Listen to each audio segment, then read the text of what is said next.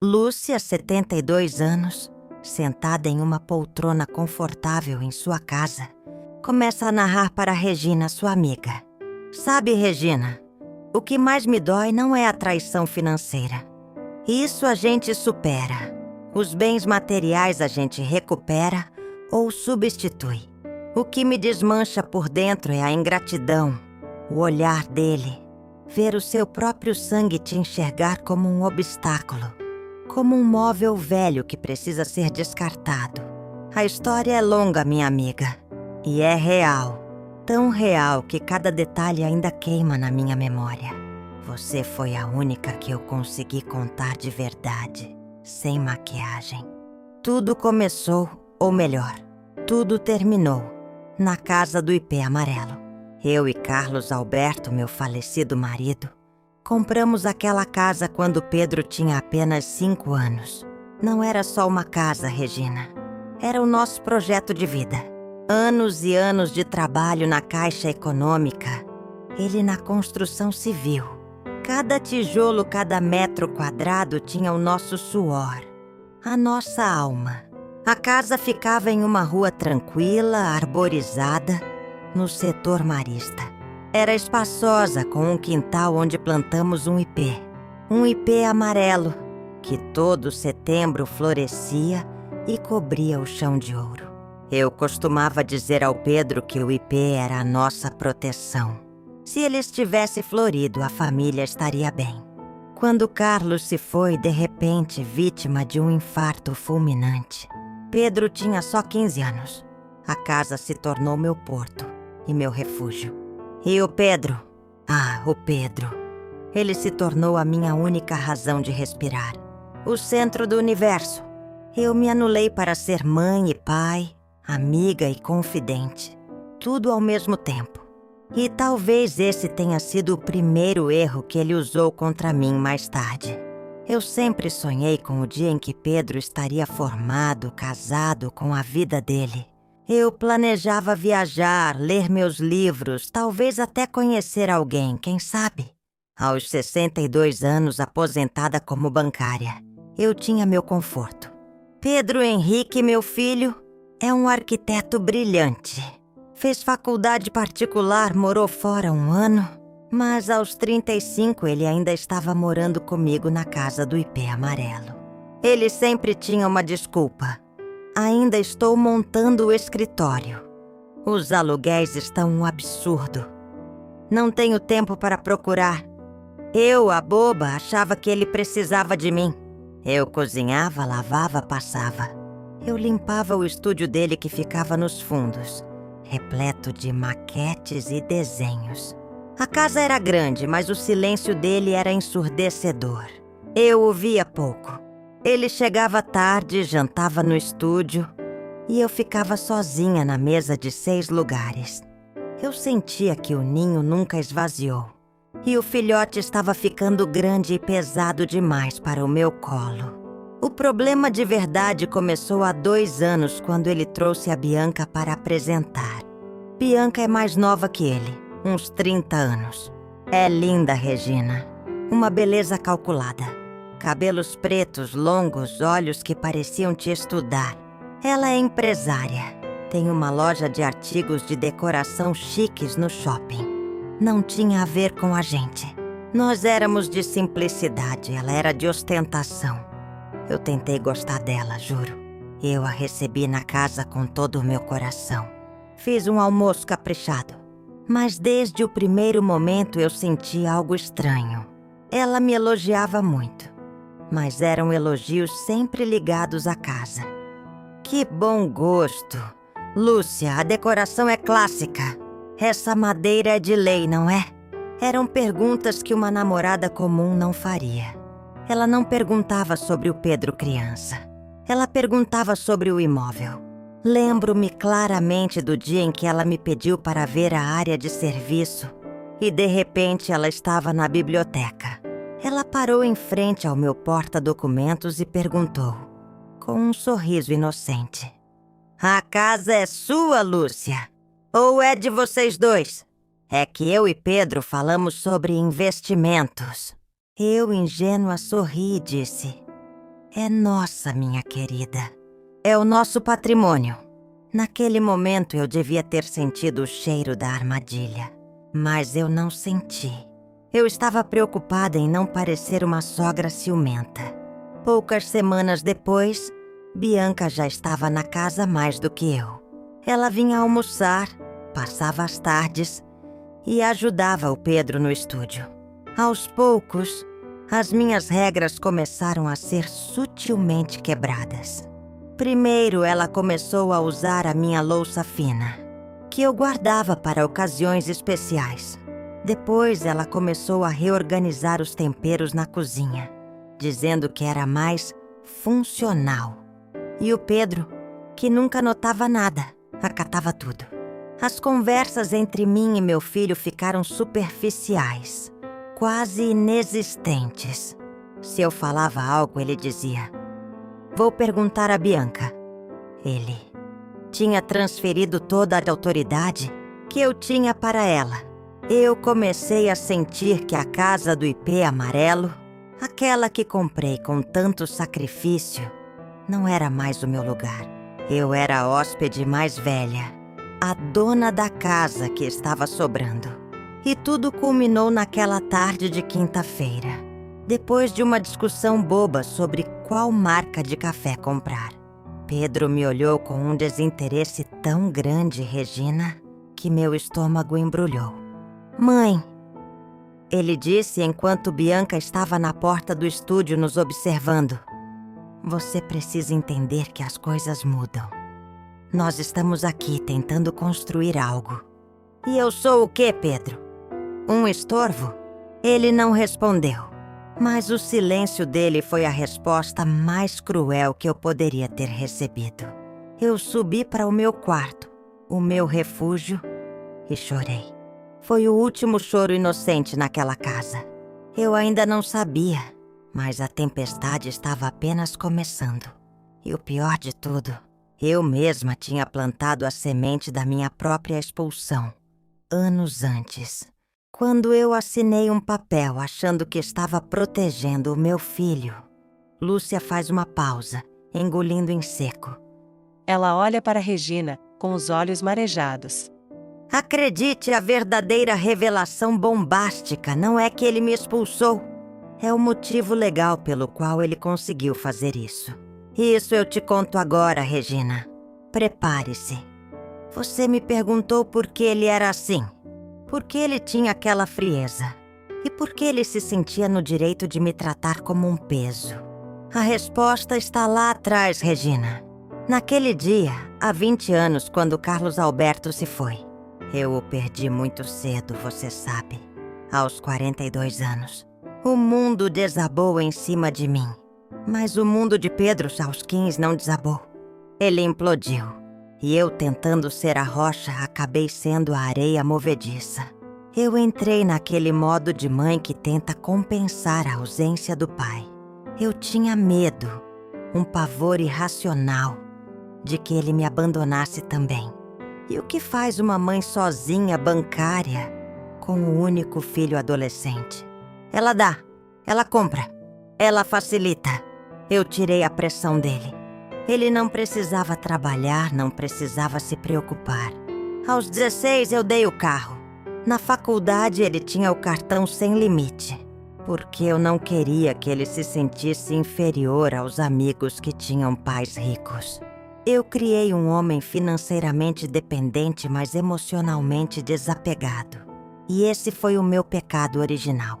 Eu confundi cuidado com controle e sacrifício com amor.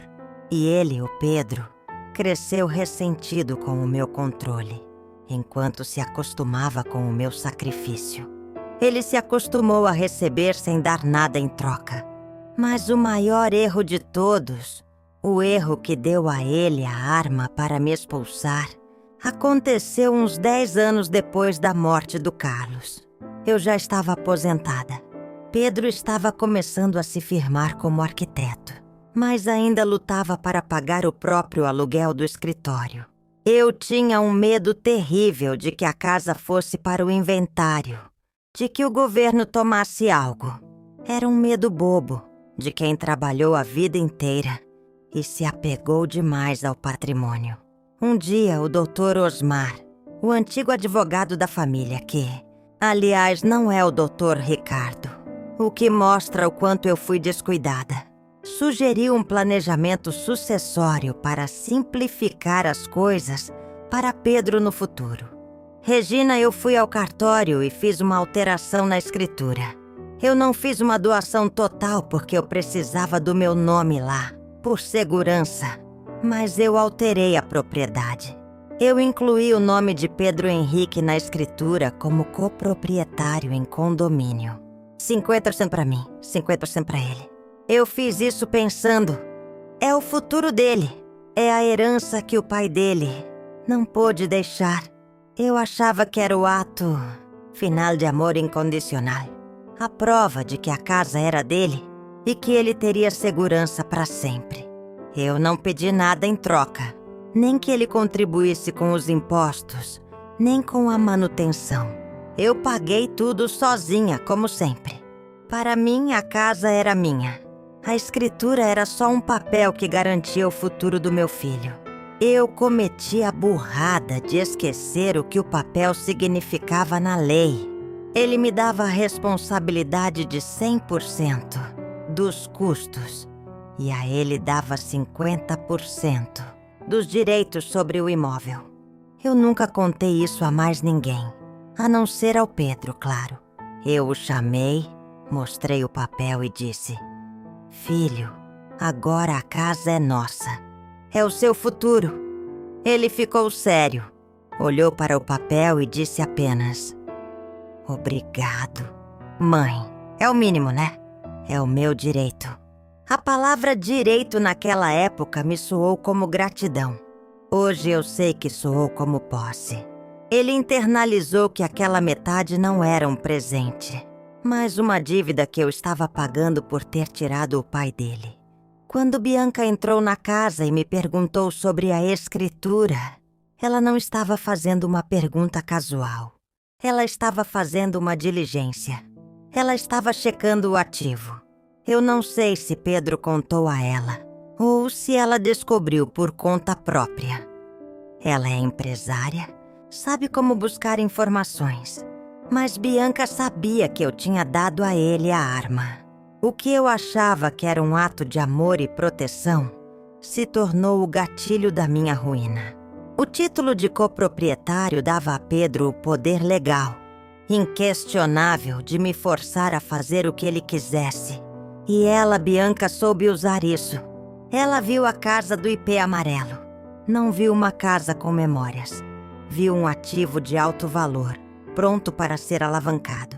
E para alavancar, o ativo precisava estar livre da velha Lúcia e dos seus sentimentos. A partir do momento em que Bianca entrou na casa, ela deixou de ser um lar e passou a ser um condomínio. E em um condomínio onde um dos sócios é dependente emocional e o outro é um predador, você sabe quem perde. Eles não precisavam mais de táticas sutis. O jogo mudou. Eles tinham a legalidade do lado deles. E foi aí que o comportamento de Pedro mudou de um filho apático para um parceiro de negócios frio e cruel. Ele já não me via como a mãe que o mimou, mas como a sócia que precisava ser expulsa para que o negócio fosse lucrativo. Você se lembra do que te contei na hora 1, quando a Bianca começou a sugerir as reformas? A reforma não era sobre funcionalidade, Regina. Era sobre posse. E o que aconteceu logo em seguida mostrou que eles não estavam esperando eu sair. Eles estavam me forçando a ir. Quando você descobre que um filho que você criou, com o seu sangue e com a sua alma, tem 50% de direito legal sobre tudo o que você conquistou, você perde a voz. Mas a vida segue. E a maldade, Regina, ela não para a sua dor. Depois daquele dia em que Pedro me deu o obrigado frio pelo papel da escritura, Bianca acelerou o passo. Ela não tinha tempo para me ver chorar. O primeiro sinal claro de que eu estava perdendo o controle não foi uma briga. foi uma mudança de móveis. Lembra do quarto de hóspedes? Aquele que eu arrumava com tanto carinho quando você vinha me visitar. Aquele quarto que tinha a vista para o jardim e era o meu refúgio. Quando eu precisava de silêncio, Bianca simplesmente o declarou o escritório do casal. Eu cheguei da missa em um domingo e a porta estava trancada. Perguntei ao Pedro e ele, sem nem me olhar, disse: "Ah, mãe, Bianca achou que a gente precisa de um espaço mais profissional. Suas coisas já estão na despensa, depois a gente arruma um lugar." Minhas coisas. Na despensa.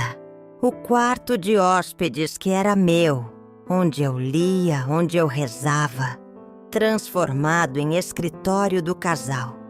O casal que mal se falava comigo. O recado era claro. Meu espaço está diminuindo. A rotina da casa se inverteu. Eu sempre fiz o jantar. Era o momento em que a gente se reunia. Mesmo que fosse em silêncio, éramos uma família. Bianca começou a preparar o próprio jantar para ela e Pedro, mas não na cozinha. Ela instalou um frigobar e um micro-ondas no estúdio do Pedro, nos fundos. Eles passaram a fazer todas as refeições lá. Quando eu preparava minha comida, o cheiro não chegava a eles. E quando eu batia na porta, Pedro dizia: "Mãe, estamos ocupados, terminando um projeto. Coma sem a gente." O isolamento foi sutil e eficaz. Em um mês eu não era mais a mãe que morava com o filho. Eu era a inquilina que cozinhava sozinha na casa que eu paguei. Eu tentei conversar. Tentei ser adulta. "Pedro, estou sentindo que estou sobrando aqui. Se eu estiver atrapalhando vocês, eu posso passar uns dias na casa da Regina." "Pedro, para de drama, mãe. Ninguém está te atrapalhando. Você não entende que a gente está trabalhando? Você já é aposentada, não tem mais essa correria." Ele me chamou de drama. Ele usou minha aposentadoria como um ataque, como se a minha tranquilidade fosse um defeito. E ele nunca admitiu que eu estava sobrando. Ele me fazia sentir culpada por sentir que estava sobrando. Eu ignoro os sinais por amor, Regina. Eu ignorava o olhar frio, a falta de jantar, a mudança de móveis. Eu fingia que era só uma fase, que era o casal se ajustando. Mas a verdade nua e crua, não espera que você esteja pronta. Um dia eu estava na cozinha, organizando o lixo reciclável. Eu sou maníaca com reciclagem, você sabe. O Pedro e a Bianca tinham jogado uma pasta de projetos no lixo do estúdio. E eu peguei para ver se não tinha nenhum papel importante. Eu abri a pasta. Eram plantas da casa do ipê amarelo.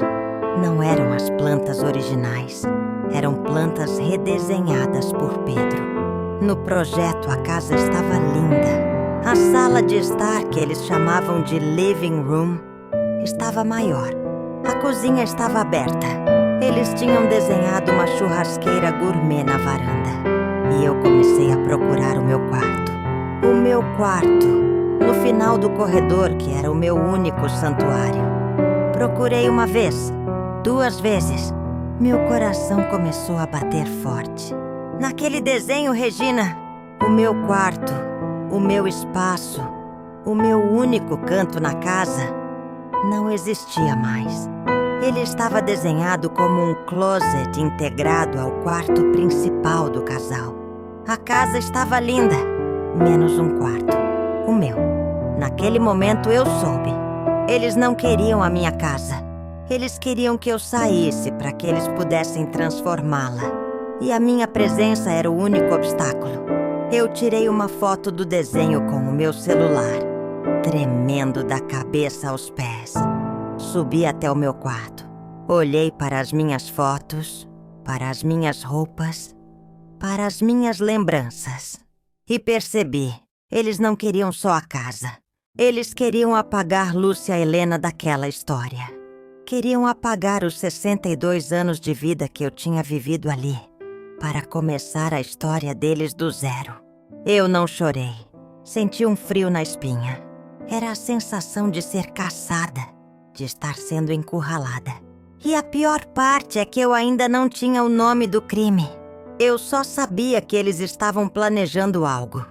Algo terrível. Se eu tivesse ido embora naquele dia, sozinha, talvez a dor fosse menor. Mas o que eles fizeram em seguida, Regina? O que eles fizeram em seguida foi o ataque formal. A proposta indecente. O pedido para que eu me tornasse uma mendiga rica. Depois que eu vi o desenho do meu quarto virando um closet, eu passei a observá-los. Eu não era mais uma mãe. Eu era uma espiã na minha própria casa. Eu percebi que eles estavam agindo com um senso de urgência. Eles pararam de fingir cortesia. Os sorrisos forçados de Bianca cessaram. Eram olhares duros, de quem espera que o incômodo vá embora logo. O ataque final, o golpe de misericórdia, não veio em meio a uma discussão. Veio em uma reunião formal, como se eu fosse uma acionista que precisava ser demitida da própria empresa. Era uma terça-feira, no final da tarde. Eu estava na cozinha tomando meu café, quando Pedro apareceu sério com Bianca ao lado. Pedro: "Mãe, a gente precisa conversar sobre a casa. Sentada. É importante." A formalidade dele me deu um arrepio. Fomos para a sala de estar. A mesma sala onde Pedro deu seus primeiros passos. Onde celebramos os 25 anos de casamento com Carlos. Eles se sentaram no sofá à minha frente como um júri. Bianca estava com um tablet na mão. E Pedro, com as mãos nos joelhos, parecia um robô programado. Bianca começou a falar, com aquela voz doce, mas de aço, que ela sabia usar tão bem.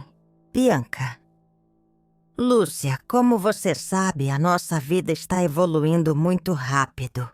O escritório do Pedro está crescendo e nós precisamos de um espaço que reflita o nosso potencial.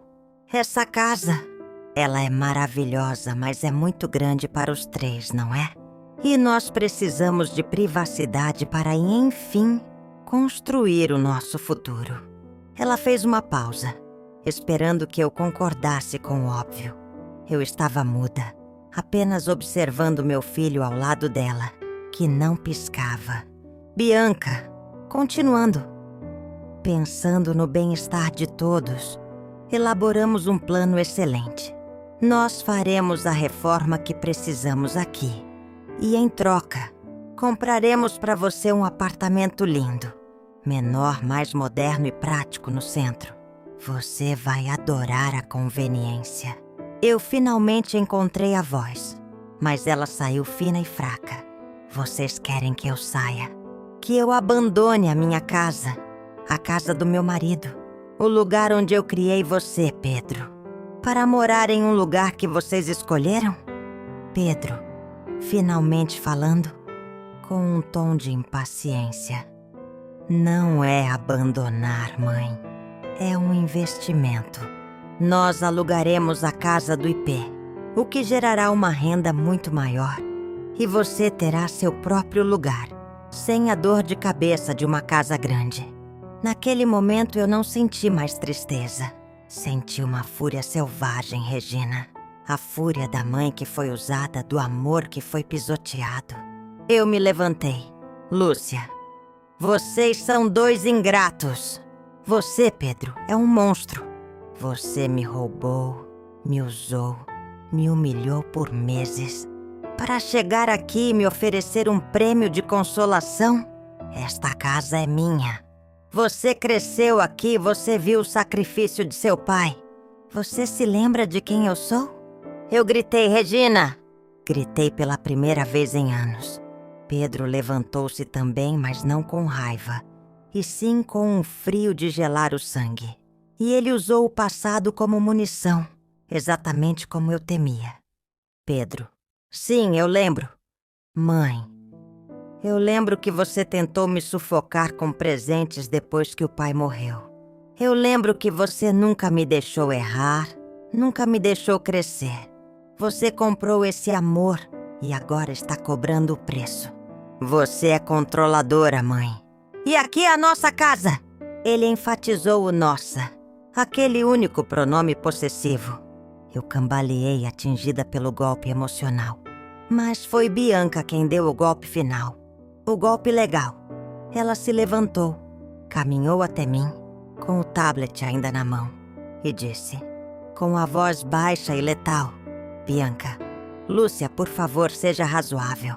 Você está no seu direito de não aceitar. Mas legalmente a casa é 50% de Pedro.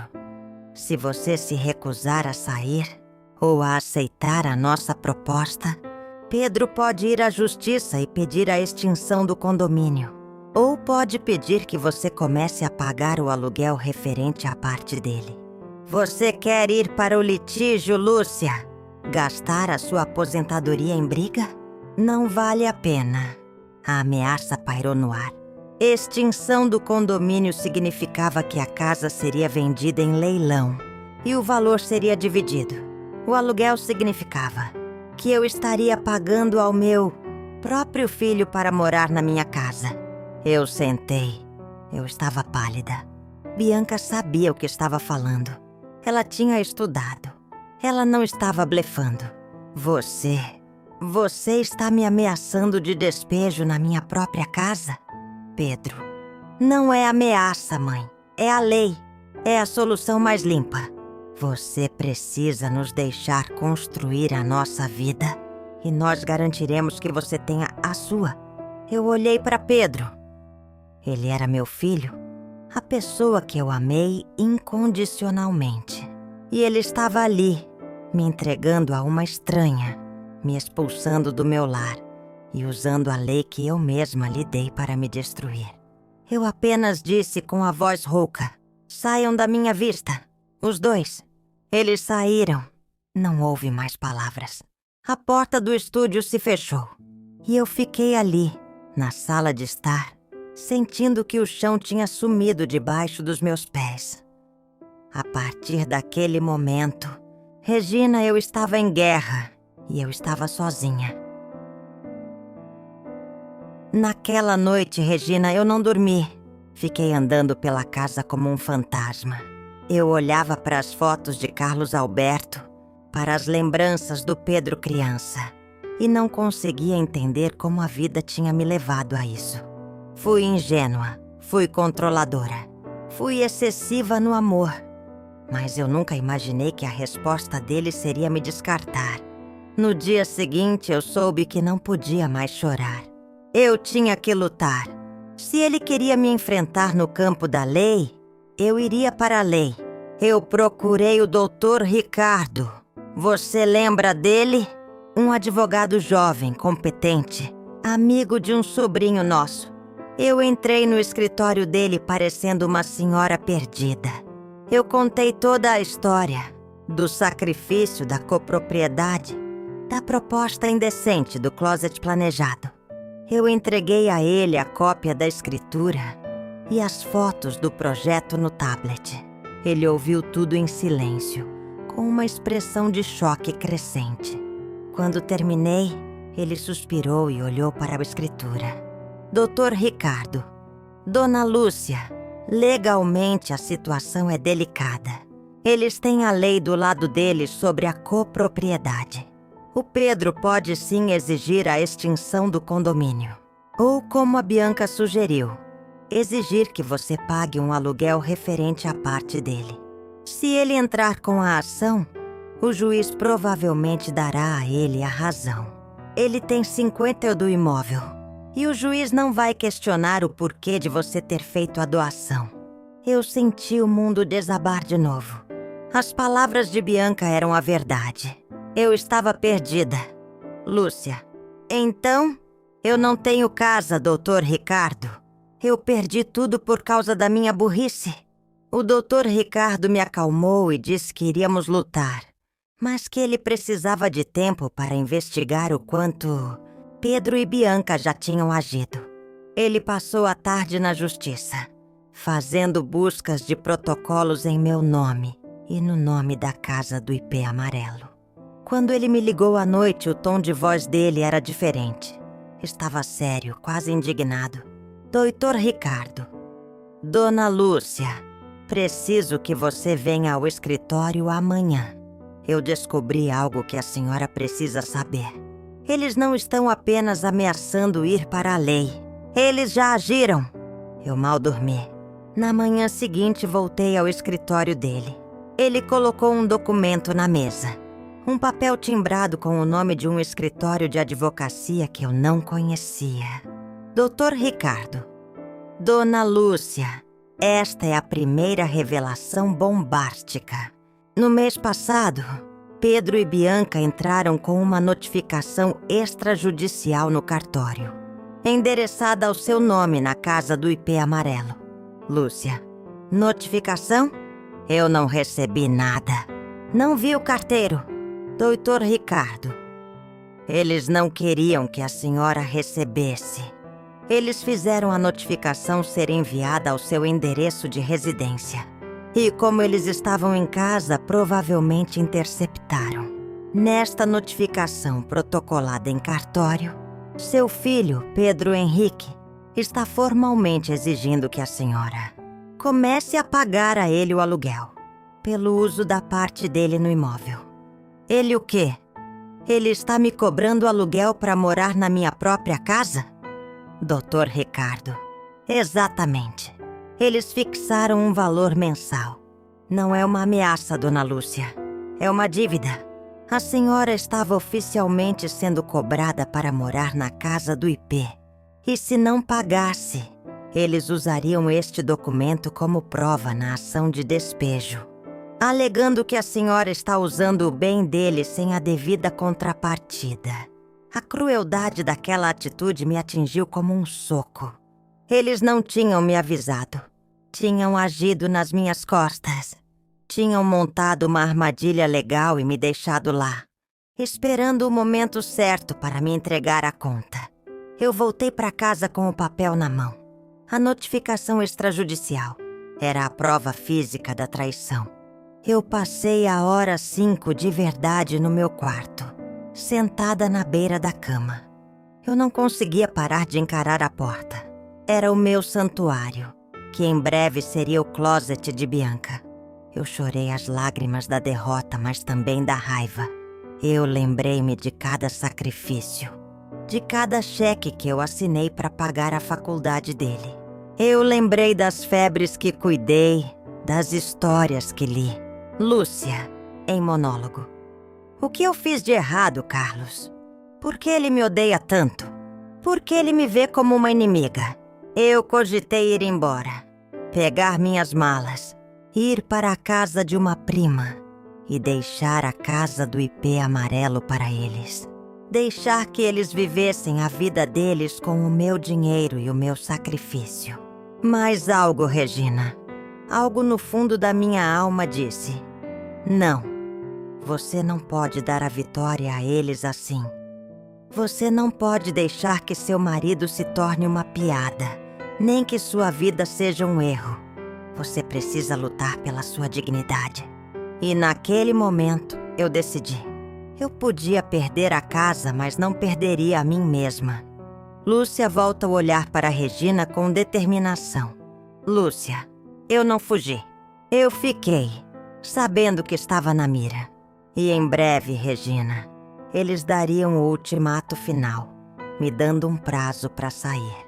A hora 6 foi o dia da minha expulsão, e eu não estava preparada para a crueldade do meu próprio filho. Com a notificação extrajudicial em mãos, eu sabia que o jogo estava para acabar. Não adiantava mais fingir normalidade. Eu estava emocionalmente e legalmente encurralada, mas eu me recusava a me mover por medo. Eu esperei que a humanidade do meu filho, se é que ela existia, se manifestasse. Não manifestou. 2 semanas após a reunião com o Dr. Ricardo, chegou a notificação final. Não foi Pedro quem me entregou. Foi um mensageiro, um rapaz de terno, que veio até a porta da sala de jantar enquanto eu tomava meu café. Era uma carta formal, vinda do escritório de advogados que representava Pedro. O teor era direto, frio, sem espaço para sentimentos. 1. Anotava-se minha recusa à proposta amigável de compra de um novo imóvel. 2. Citava-se a notificação extrajudicial, o aluguel, ignorada por mim. 3. O ultimato. Eu teria 30 dias para desocupar o imóvel, sob pena de ajuizamento imediato da ação de extinção de condomínio e, consequentemente, do despejo. A carta terminava dizendo que, em caso de não aceitação, todo o custo do processo seria arcado por mim. O documento era assinado formalmente por Pedro Henrique e Bianca. Eu tive 30 dias. Eu vivi aqueles dias em suspensão. Pedro e Bianca agiam como se eu já não existisse, reformando os primeiros cômodos, planejando os novos móveis. No no dia, sabendo que era minha última noite na casa do IP amarelo, eu fiz a minha última e mais humilhante tentativa emocional. Era noite. Pedro estava sozinho no estúdio. Bianca tinha saído para um compromisso de negócios. Eu bati na porta. Lúcia. Filho, posso conversar com você por 5 minutos? Ele relutou, mas abriu a porta. O estúdio estava um caos de plantas e amostras de tecidos. Ele parecia cansado, mas irritado com a minha presença. Eu entrei, fechei a porta e fiz o impensável, Regina. Eu me ajoelhei diante dele. Lúcia, Pedro, por favor, olhe para mim. Olhe para a sua mãe. Eu sei que eu errei. Eu te mimei, eu te controlei, eu tentei comprar seu amor. Me perdoa por isso. Mas este é o meu lar, o meu último refúgio. Eu te dou a minha parte se você quiser, mas me deixe ficar. Me deixe o meu quarto. Eu serei invisível. Eu não vou te atrapalhar. Não faça isso comigo, por favor. Lembre-se quem eu sou. Eu estava aos pés do meu filho, implorando pela minha casa. Ele não me ajudou a levantar. Ele apenas ficou parado, olhando para mim com uma expressão que não era de raiva, mas de vazio. Pedro, eu lembro quem você foi. Mãe. A mulher que nunca aceitou que eu fosse diferente do que ela sonhou. E sim, você atrapalha. Você é um peso, mãe. Um peso emocional e um estorvo para mim. A minha vida com a Bianca. Você teve 30 dias para aceitar a proposta e ter seu apartamento lindo. Não aceitou. A lei será feita. Ele se abaixou, pegou o meu braço e me levantou, sem carinho, apenas com a força necessária. Ele me levou até a porta e a abriu. Pedro, amanhã de manhã a transportadora chega. Por favor, evite o escândalo. Boa noite. No dia seguinte, o 3º do dia, eu estava na sala. Eu tinha encaixotado apenas minhas coisas mais pessoais, meus álbuns e algumas roupas. Eu me recusei a embalar a mobília. A casa não era mais minha, mas eu não entregaria o resto da minha vida em caixas. Às 8 horas em ponto, um caminhão de mudança enorme parou na frente da casa do IP amarelo. Pedro e Bianca estavam lá, impecáveis, parecendo os novos donos que supervisionam a mudança de um inquilino. Eles não me dirigiram a palavra. Os carregadores vieram e, sob as instruções de Bianca, começaram a embalar as minhas coisas. A geladeira que eu comprei, o meu sofá, a mesa de jantar que Carlos escolheu. Eu não chorei. Senti um entorpecimento total. Eu só observava a vida que eu e meu marido construímos ser reduzida a caixas de papelão. A humilhação, Regina, foi ver os vizinhos curiosos olhando e eu, Lúcia Helena, bancária aposentada, saindo da minha casa pela porta dos fundos. A última caixa foi levada. Eu peguei minha bolsa e o pequeno baú com os álbuns de fotos. Minha amiga Regina, você, tinha me ligado chorando e disse que estava na esquina, me esperando. Eu caminhei em direção à porta da sala de estar. Parei na soleira. Olhei para o ipê amarelo que estava brotando as primeiras folhas da primavera, mas que não parecia ter a luz de antes. Pedro e Bianca estavam no centro da sala, de mãos dadas, sorrindo. O sorriso de quem venceu a batalha. Eu olhei para Pedro uma última vez, sem raiva, apenas uma tristeza infinita. Lúcia, eu te perdoo. Pedro, mas saiba que você acabou de perder a única pessoa no mundo que te amaria sem querer nada em troca. Eu saí para o degrau da frente. E então, o som que ecoa nos meus pesadelos até hoje. Pedro deu um passo à frente, pegou a chave que estava na fechadura e girou-a. Ele trancou a porta da casa do ipê amarelo na minha cara. Eu senti o metal da chave girando, o estalo do ferrolho. Aquele som selou o meu exílio. Quando me virei, o caminhão da mudança estava pronto para partir. Eu caminhei até você, Regina, que estava chorando no seu carro na esquina.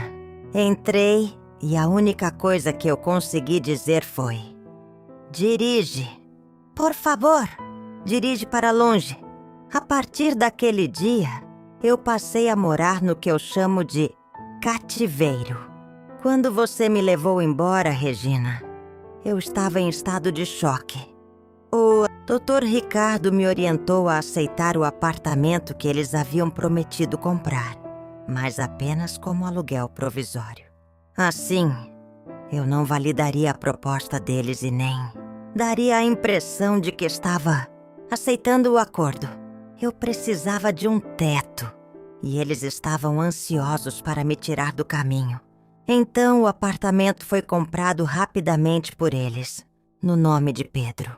O apartamento que eles escolheram ficava no centro, perto do terminal. Tinha 60 metros quadrados. Não era feio. Era novo, com varanda e portaria 24 horas. Mas para mim, que vivi por 40 anos na casa do ipê amarelo, ele era um cativeiro. A mudança foi um pesadelo. Os móveis que Carlos Alberto e eu escolhemos não cabiam. Tive que vender a mesa de jantar e o sofá. Meu piano eu tive que deixar em um depósito. Eu me senti diminuída, encolhida, como se a minha vida inteira tivesse sido reduzida a um punhado de caixas. A solidão me atingiu com força total. Na casa eu tinha o silêncio, mas tinha espaço para andar, pensar, respirar. No apartamento o silêncio era sufocante. Eu olhava para a janela, via a cidade agitada, mas eu estava isolada. Era um isolamento forçado. Eu ficava horas encarando o meu novo fogão, novo, moderno, que eu nunca quis. Eu não tinha vontade de cozinhar. Eu tinha perdido o prazer de viver ali. O mais difícil foi lidar com os outros. Amigos, vizinhos antigos, colegas da igreja. Todos ligavam curiosos. Lúcia, por que você vendeu a casa? O que aconteceu? Eu não podia contar a verdade. Não podia dizer. Meu filho, o único que me resta, me expulsou para morar com a namorada ambiciosa. A vergonha era maior que a dor. Eu inventei uma história. Lúcia imita a si mesma com a voz cansada. Ah, vocês sabem, a casa estava muito grande. Muita manutenção. Quero mais sossego, quero viajar. Pedro e Bianca estão muito bem lá, com os projetos deles. Mas eu precisava de menos dor de cabeça. Eles acreditavam. Elogiavam minha força e minha capacidade de adaptação. Elogiavam a generosidade de Pedro em me ajudar. Cada elogio ao Pedro era uma facada na minha alma. Você era a única que sabia a verdade nua e crua. Eu te ligava todos os dias, chorando, repetindo os detalhes da expulsão. Você segurou a minha mão através do telefone. Eles não perderam tempo. Em menos de um mês, a casa do ipê amarelo estava irreconhecível. Bianca é dessas pessoas de rede social. Ela não vivia a vida, ela a documentava. E, claro, ela documentou a grande reforma. Eu não conseguia parar de olhar Regina. Era masoquismo, eu sei. Mas eu olhava o Instagram dela.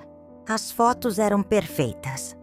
A cozinha gourmet do casal, onde antes ficava a minha mesa de jantar. A sala de estar, agora um living room minimalista. Sem nenhum móvel meu, sem nenhuma cor que eu amava. E a foto que me dilacerou, o closet. O meu quarto. Agora era um closet enorme, cheio de luzes, com as roupas e sapatos de Bianca organizados como em uma loja. E nas legendas frases como: "Finalmente nosso sonho se realiza. Agradecendo ao meu amor, Pedro, por construir nosso novo lar." Ela apagou a minha história. Apagou Carlos Alberto. Apagou 40 anos de vida com 2 camadas de tinta nova e um filtro de foto. O desespero me levou a escrever. Sentei-me no chão do apartamento, minúsculo, e escrevi uma carta de 4 páginas para Pedro. Eu despejei tudo. A dor, a raiva, a lembrança dos sacrifícios. Eu perguntei se ele se lembrava quando eu o segurei após o acidente do pai. Perguntei se ele não sentia remorso. Quando terminei, li a carta. Ela era patética. Era o apelo de uma mãe desesperada a um filho que já não existia. Eu a rasguei em pedacinhos. Percebi que Pedro não era mais o garoto que eu criei. Ele era um estranho, um reflexo do que eu permiti que ele se tornasse. Naquele momento eu soube. Não adiantava mais lutar pelo amor dele. Eu tinha que lutar pela minha dignidade. Eu tinha que lutar pela justiça, não pela reconciliação. A relação mãe e filho havia acabado no dia em que a chave girou. Eu o perdi. Essa foi a minha conclusão. Mas a perda me deu clareza. E a clareza me deu um foco. A Bianca. Eu comecei a entender que ela não tinha vindo atrás do meu filho. Ela tinha vindo atrás do meu patrimônio. E a hora 8, Regina.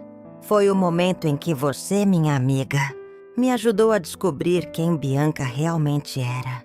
E a verdade era muito mais bombástica do que eu imaginava.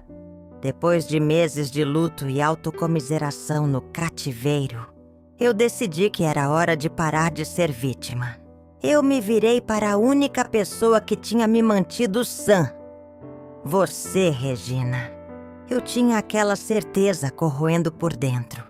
A Bianca não estava ali por amor ao Pedro. Ela estava ali por causa da casa do IP amarelo. Ele era apenas o portal de entrada. O meu filho, o herdeiro que eu criei, era só um instrumento. Lembra do nosso café, Regina? Aquele em que você ficou indignada com a história do closet? Naquele dia eu te pedi ajuda. Não como amiga, mas como uma investigadora. Você trabalha há anos com seguros e conhece muita gente em Goiânia. Tem acesso a bases de dados mais amplas do que um advogado normal. Eu precisava de provas de que ela era uma predadora. Você topou na hora. Você me disse: "Lúcia, vamos desmascarar essa víbora." O plano era simples: investigar o histórico financeiro e social de Bianca. Não a reputação profissional dela como empresária, mas a vida amorosa dela. O Dr. Ricardo estava focado em me ajudar a reverter a copropriedade, o que era muito difícil, já que eu havia feito a doação legalmente. Mas você estava focada na motivação de Bianca. Você começou a usar seus contatos, Regina. Primeiro nas redes sociais. Não apenas o Instagram atual, mas perfis antigos pouco usados, onde as pessoas deixam rastros. E o que você descobriu? Você me ligou uma noite, a voz baixa, mas vibrante de raiva e confirmação. Regina. Lúcia, o Pedro não é o primeiro. E nem a casa do IP amarelo é o primeiro alvo. Eu disse: "O que você descobriu, Regina?" Regina. Eu encontrei o rastro de 2 relacionamentos anteriores longos, que a Bianca tentou apagar da internet. O primeiro, um fazendeiro de Anápolis, 20 anos mais velho, que ela largou 2 meses depois que ele assinou uma procuração dando a ela plenos poderes sobre a venda de uma propriedade rural. O fazendeiro conseguiu reverter, mas perdeu dinheiro. A primeira peça do quebra-cabeça se encaixava. Ela avisava o patrimônio. Eu. E o segundo? Regina. O segundo é mais grave. Um viúvo, também na casa dos 50, que tinha uma cobertura de luxo em setor oeste. Eles moraram juntos por 1 ano. Ele tinha problemas de saúde e um filho adulto que morava fora. Assim que Bianca se mudou, ela insistiu que o viúvo fizesse um testamento, alterando a divisão dos bens em favor dela. O filho do viúvo voltou a tempo de intervir na documentação e eles se separaram com um escândalo enorme. O motivo da separação dele foi despejo e ameaça legal, Lúcia. O mesmo método. A ficha caiu. Bianca não tinha escolhido Pedro por ele ser um arquiteto promissor. Ela o escolheu porque ele tinha uma vulnerabilidade crucial: a copropriedade de um imóvel de alto valor e uma mãe ingênua e disposta a se sacrificar. Pedro era o elo mais fraco. Ele era o instrumento perfeito, facilmente manipulável pela vaidade e pela promessa de riqueza. Eu pendurei o telefone. Eu estava em chamas. Não de tristeza, mas de uma raiva fria e calculada. O meu filho não era um vilão completo. Ele era uma vítima útil. Ele havia sido transformado em um traidor por uma profissional. E se ela tinha um padrão, a justiça poderia ver isso. Eu peguei o telefone e liguei para o Dr. Ricardo, que estava quase desistindo da minha causa. Lúcia, Dr. Ricardo, não desista. Eu tenho a prova de que a Bianca não é quem parece. Ela é uma predadora serial de patrimônio. E eu vou provar que a doação que fiz ao Pedro me levou à miséria e ao desamparo. Ele ficou hesitante. Provar que uma doação legalmente feita anula o ato por desamparo era extremamente difícil. Mas ele viu a determinação nos meus olhos. Eu precisava de um fato novo, algo incontestável. E o fato novo estava em documentos antigos, guardados no baú. Documentos que provavam que todo o dinheiro da casa era meu. Com a prova do padrão de Bianca e um último trunfo que eu tinha guardado por anos, o Dr. Ricardo e eu montamos o nosso plano de vingança legal. A última cartada para reverter o jogo e retomar a casa do IP amarelo. Quando você me trouxe as provas sobre o passado de Bianca, Regina, eu percebi que a briga não era mais sobre a casa. Era sobre moralidade e justiça. Pedro e Bianca tinham a lei do lado deles, mas a verdade e a ética estavam do meu lado. O Dr. Ricardo, finalmente convencido, aceitou montar o contra-ataque. O advogado me explicou que anular uma copropriedade feita por doação era quase impossível, a não ser por 2 motivos muito específicos previstos no Código Civil: ingratidão ou desamparo. 1. Ingratidão. O filho tentou ou cometeu ato ilícito grave contra a mãe. A ameaça de despejo e a cobrança de aluguel, a notificação extrajudicial, poderiam ser interpretadas como um ato de ingratidão. 2. Desamparo.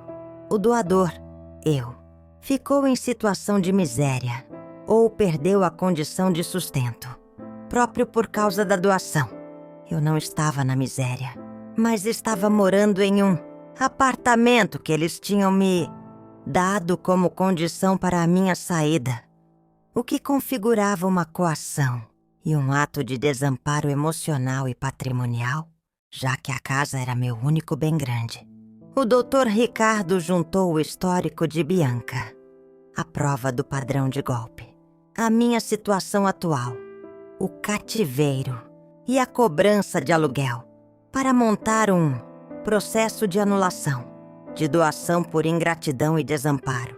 Para que o juiz levasse o caso a sério, O doutor Ricardo precisava provar que a inclusão de Pedro na escritura era puramente um ato de doação e que Pedro nunca havia contribuído financeiramente para a compra ou manutenção do imóvel. Foi então que eu me lembrei de algo que guardei por anos no meu baú, junto com a certidão de casamento e as fotos de Carlos Alberto. Doutor Ricardo, eu tenho a prova de que todo o dinheiro da casa era meu. Eu corri para o apartamento e voltei, com uma pasta amarelada de documentos bancários antigos. Anos antes de incluir o nome de Pedro, eu e Carlos tínhamos feito um acordo.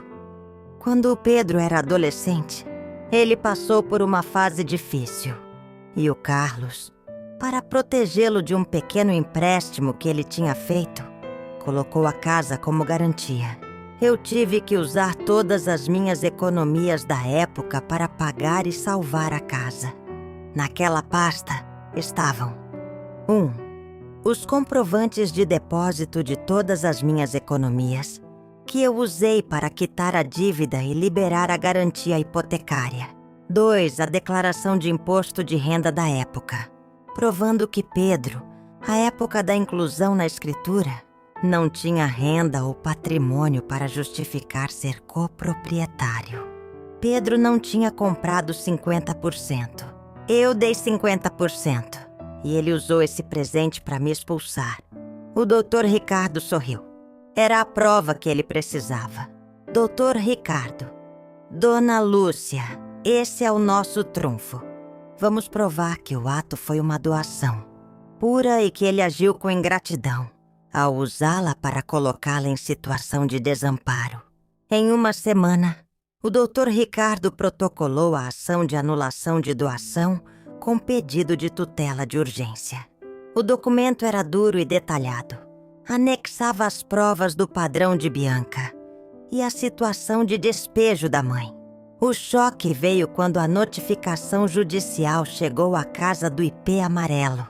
Pedro e Bianca estavam no meio de uma reunião com os empreiteiros quando o oficial de justiça entregou a citação. Eu soube de fonte segura, Regina, que o barulho foi ensurdecedor. Bianca gritou que eu era louca. Pedro ligou para o doutor Ricardo furioso, ameaçando processá-lo por calúnia. Mas o processo estava correndo. Pela primeira vez em meses, a balança da justiça começava a pender para o meu lado. A minha dignidade, pisoteada por meses, estava voltando. Eu não queria a casa de volta para morar com ele. Eu queria a casa de volta para provar que o amor de uma mãe não é um presente que se usa para cometer um crime. O processo arrastou-se por quase um ano. Um ano de depoimentos, de troca de acusações e de ansiedade. Mas o doutor Ricardo foi brilhante. Ele usou o histórico de Bianca para desmoralizar a defesa de Pedro. E meus documentos provaram que a inclusão dele na escritura foi um ato de pura generosidade e não uma compra de 50%. O juiz percebeu a crueldade da situação. Uma mãe, doadora do bem, sendo cobrada e despejada pelo próprio filho. A sentença veio em uma tarde chuvosa e o doutor Ricardo me ligou imediatamente. Doutor Ricardo, Dona Lúcia, a justiça foi feita. O juiz acatou nosso pedido de anulação da doação. Ele considerou que o ato de Pedro em te cobrar aluguel e te expulsar configurou ingratidão grave. E que a ação dele a colocou em uma situação de desamparo patrimonial e emocional. Eu chorei, Regina. Mas desta vez foram lágrimas de alívio e validação. A lei reconheceu que eu era a vítima e não a mãe dramática que estava se atrapalhando. A copropriedade de Pedro foi anulada. A casa do IP Amarelo era legalmente 100% minha novamente. A vitória não me trouxe alegria completa, porque era uma vitória sobre o meu próprio filho. Mas trouxe consequências rápidas para eles. Bianca não ficou por muito tempo. Assim que a copropriedade foi anulada e a casa voltou a ser apenas minha, um patrimônio que não podia mais ser usado por eles, ela o abandonou. Lúcia. Eu soube que ela o largou na porta da casa do IP amarelo, dizendo que ele era um perdedor e que nunca teria nada. Pedro, o arquiteto ambicioso e mimado, ficou sem a namorada, sem a casa dos sonhos e sem o colo da mãe. Ele teve que sair da casa que eu retomei legalmente. Ele foi morar de favor na casa de um amigo. Ele me ligou uma única vez. Meses depois, não para pedir perdão, mas para tentar negociar a sua parte. Eu fui direta. Você não tem parte nenhuma, Pedro. Eu lutei pela minha dignidade, não por você. E você me perdeu. Eu voltei à casa do IP amarelo. Entrei. O cheiro era diferente. O closet de Bianca estava vazio. Meu antigo quarto parecia frio. As reformas que eles começaram eram inacabadas. O IP amarelo no jardim estava murcho. O lar havia sido envenenado. As lembranças boas foram ofuscadas pela traição. Eu decidi que não podia morar ali novamente. Era um museu de dor. A decisão. Eu vendi a casa do IP amarelo. Não vendi por ganância, vendi por necessidade de cura. O valor que peguei, investi em um apartamento novo, moderno e confortável, em um bairro que eu amo. Um lugar onde cada canto tem a minha cara e onde só eu tenho a chave. E é por isso que estou aqui, Regina, contando esta história para você, sentada neste banco sentindo o sol da tarde. Eu perdi um filho. O Pedro de hoje é um estranho que não quer ter contato comigo. E eu aceitei essa perda. Mas eu ganhei a mim mesma de volta. Eu ganhei a dignidade. O meu erro foi ter tentado comprar o amor dele. E depois ter achado que a lei do amor era maior que a lei da propriedade. Não é. O amor incondicional não deve exigir o sacrifício destrutivo da sua própria vida. Eu sou Lúcia Helena. Eu fui expulsa da minha casa pelo meu filho, mas lutei e venci. E hoje eu recomeço. Com menos dinheiro, mas com muito mais paz. A vida continua, minha amiga. E a gente aprende a viver com as cicatrizes. E as minhas eu as ganhei em nome da dignidade.